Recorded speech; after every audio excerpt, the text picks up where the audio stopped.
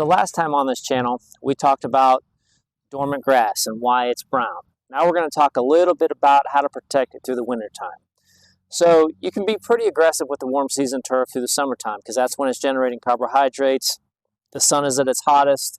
The temperatures are ideal, so you can really push the grass. But we need to switch our approach in the fall.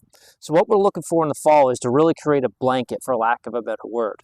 You know, all these rhizomes, stolons, crowns of the plant, the brains of the operation for the grass plant are all buried underneath here, and we want to protect those. So what we tell our clients to do is come, October time frame, depending on the weather, raise a height of cut, stop mowing. This is not near as tight as I would like to see this lawn, but for right now, we're just trying to get it through the winter. So what we do is we just ask our clients to keep it longer than you normally would. And then that way, if we get weather, if we get the winds or the cold temperatures, it's like a blanket or protection for those crowns and those stolons and those rhizomes. Any questions? Drop them in the box below. Keep it green.